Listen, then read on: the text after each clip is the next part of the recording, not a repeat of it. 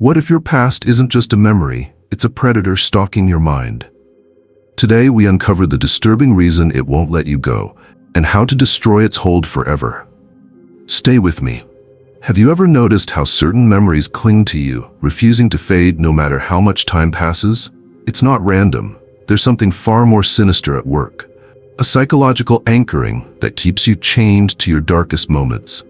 Your brain isn't just passively remembering, it's actively clinging to unresolved emotions like regret, shame, and betrayal. These aren't just feelings. They're anchors dragging you back to places you've tried to escape. Think about it. That argument from years ago that still makes your stomach clench. The rejection that still burns. The mistake that still makes you wince in the shower. These aren't just memories. They're psychological prisons. And here's the truly disturbing part. Your mind is doing this on purpose. Not consciously, of course, but deep in your psyche, a primitive mechanism keeps these wounds fresh. Why? In a twisted way, it thinks it's protecting you. By keeping the pain alive, it believes it's preventing you from making the same mistakes again. But this protection is actually poison. Think of that one moment you can't forget, a failure, a devastating conversation, a betrayal. It's not just memory, it's your psyche's trap, designed to keep you safe, but actually keeping you small. Carl Jung called this phenomenon part of your shadow, the aspects of yourself you've buried but can never truly escape. The past haunts you because it contains the parts of yourself you haven't integrated, the emotions you haven't processed, the lessons you haven't learned.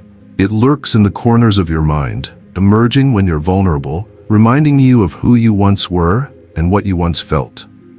But here's where it gets interesting. This isn't fate or destiny. It's not some supernatural curse you're doomed to carry.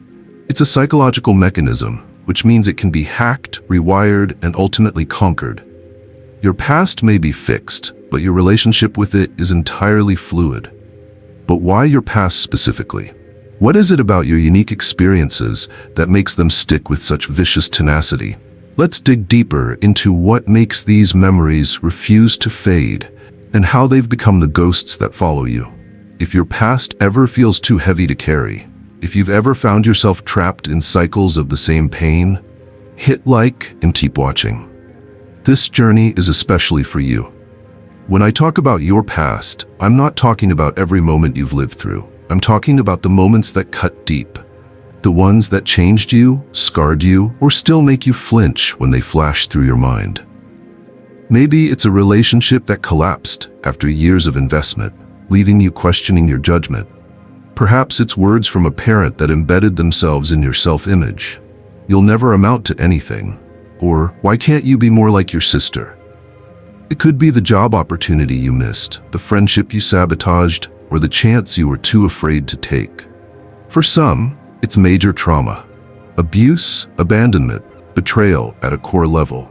For others, it's a constellation of smaller wounds, rejections, failures, moments of humiliation that seemed insignificant to others, but fundamentally altered how you see yourself. Maybe it's a breakup that still stings years later, leaving you wondering what you did wrong. Maybe it's that speech you fumbled, that test you failed, that one cruel comment that replays in your mind when you're trying to sleep. It could be the parent who was never satisfied, the friend who betrayed your trust, or the mistake that cost you something precious. And here's the truth that few acknowledge. No one escapes this. Not the successful businessman, not the seemingly perfect Instagram influencer, not the strongest person you know. Everyone carries these burdens. The only difference is how visible they allow them to be. These experiences aren't just memories. They're emotional imprints burned into your psyche.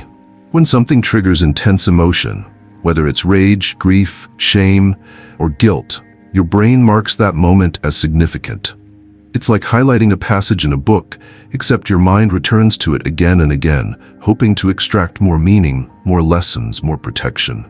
Sigmund Freud recognized that your unconscious keeps these wounds alive, like a guard who's forgotten why he's guarding. Your psyche preserves these painful memories not out of masochism, but out of a misguided attempt at self-preservation. Remember this, it whispers. Remember how much it hurt so you never feel this way again. But in trying to protect you, your mind has become your jailer. I want you to think for a moment.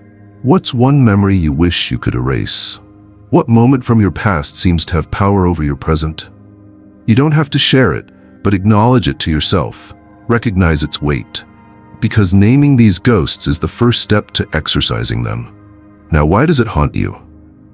Why doesn't it fade like other memories? The answer is darker and more fascinating than you might think.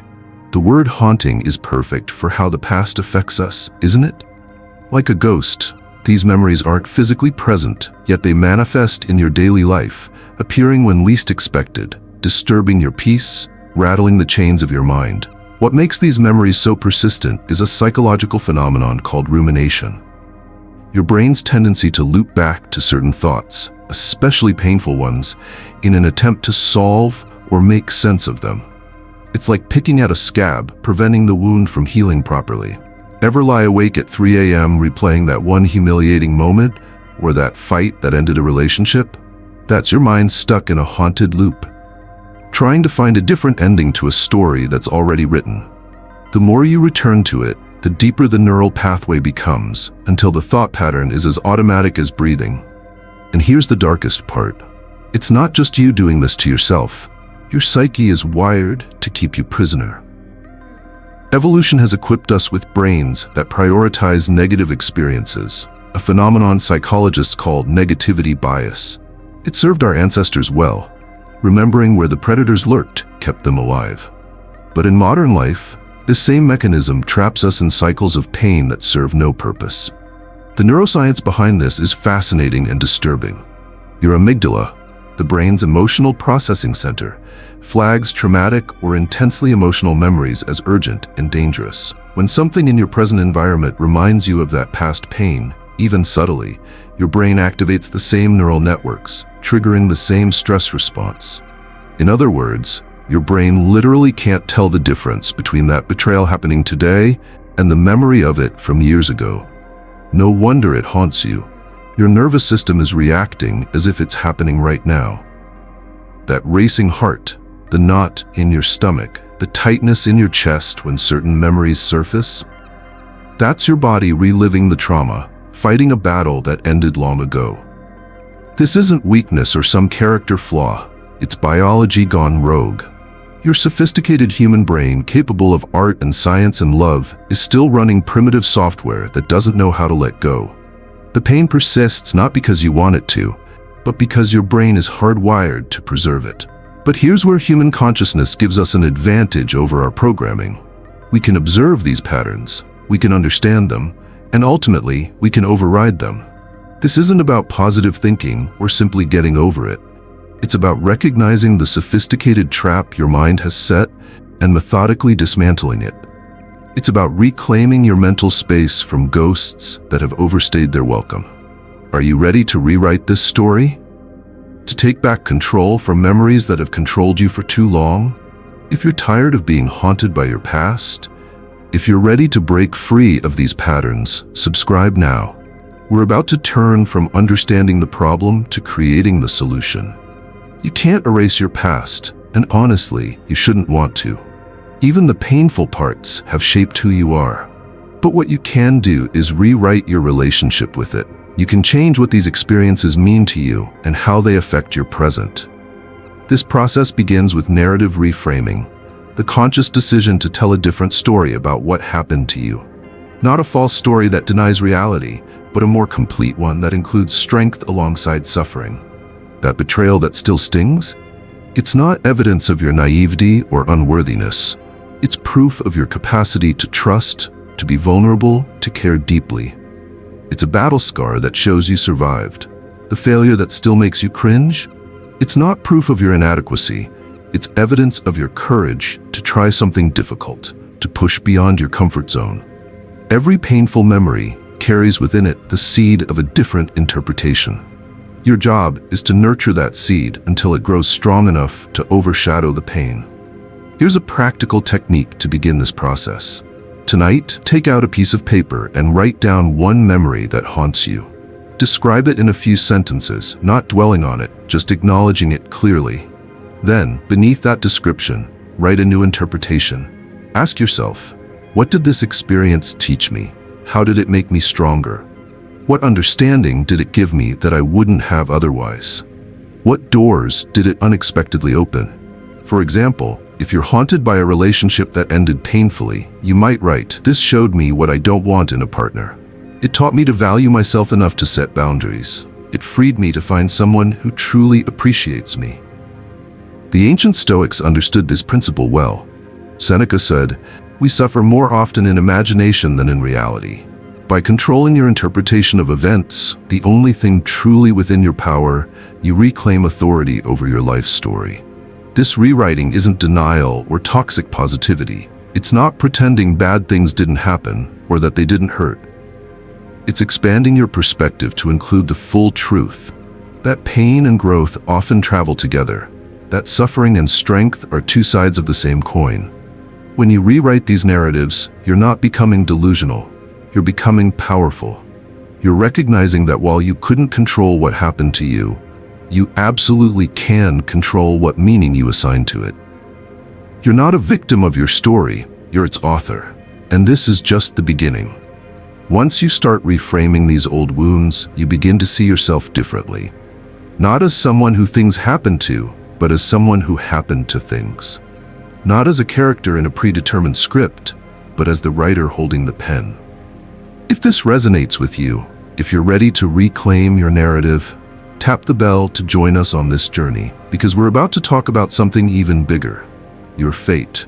Fate. Destiny. The predetermined course of your life.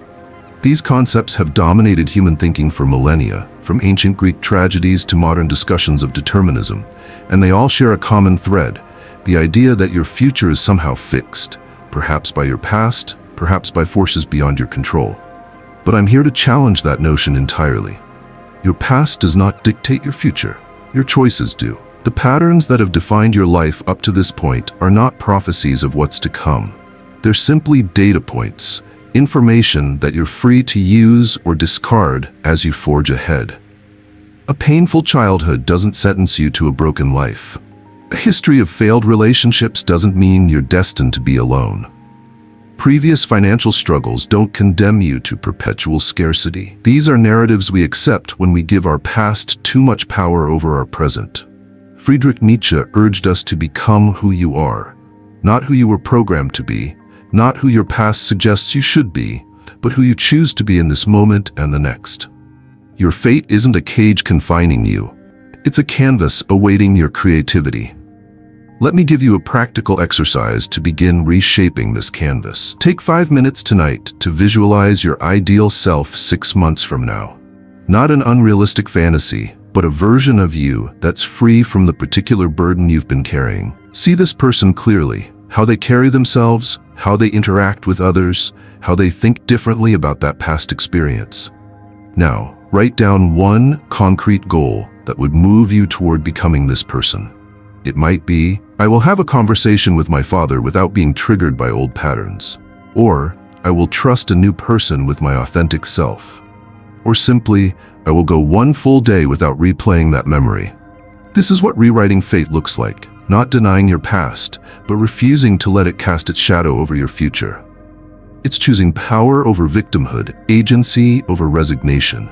Think of someone who inspires you, someone who rose from devastating circumstances to create something beautiful with their life.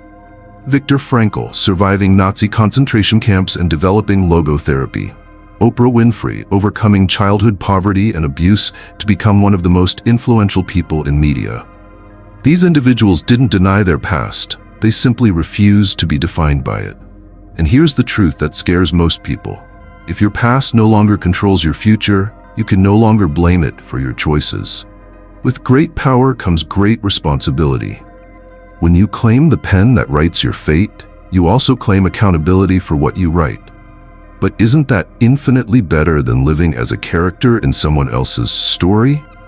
Isn't authorship worth the weight of responsibility? If you're ready to declare, I'm rewriting my fate, drop that in the comments below.